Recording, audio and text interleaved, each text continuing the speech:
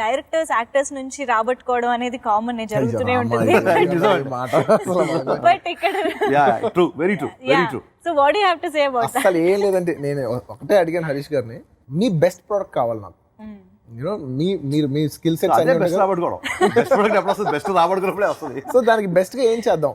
ఇప్పుడు suppose even ఇప్పుడు interview ఉంది, ఫర్ ఎగ్జాంపుల్ ఇంటర్వ్యూ చేసేప్పుడు the best interview, the best set, the best anchor. Oh my god. So బాగా చేద్దాం. Best questions expect చేస్తాను. So ఏం చేసినా బాగుండాలని కోరుకుంటాను. సో అదే అడుగుతున్నాను సార్, మనం ఏం చేసినా బాగా అందంగా ఉండాలి, బాగుండాలి. క్వాలిటీ కాన్షియస్ అండి, బాగా బాగా క్వాలిటీ. అంటే 20 minutes చెప్పిన పాయింట్ ఓన్లీ దువాడు చేయడం క్యారెక్టర్.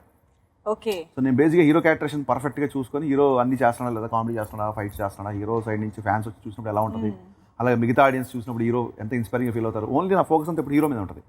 అంటే కేవలం నేను ఒక్కడనే బాగుంటే చాలు, సినిమా నేనే స్కోర్ చేయాలి, ప్రతి డైలాగ్ నేనే చెప్పాలి, ప్రతి పంచ్ నాతో అలా ఎప్పుడు ఆలోచించలేదు. అందరి క్యారెక్టర్లు బాగుండాలని కోరుకుంటారు. టోటాలిటీగా సినిమా చూస్తారు. రేపు పొద్దున నేను చేసే సినిమాలన్నీ నా ఇంట్లో పెట్టుకొని డివిడీలు అని ఉన్నప్పుడు నా ప్రతి సినిమా నాకు స్పెషల్గా ఉండాలి అని ఒక మాట అన్నారు ఒకసారి.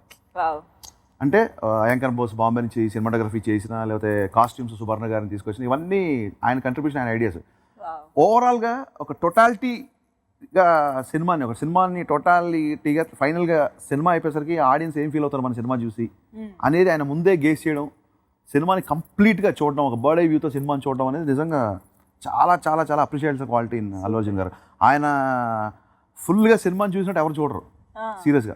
ఆయన అంటారు ఇప్పుడు ఒక మనిషి ఎక్సైట్మెంట్ని ఫేక్ చేయలేదు హరీష్ అని.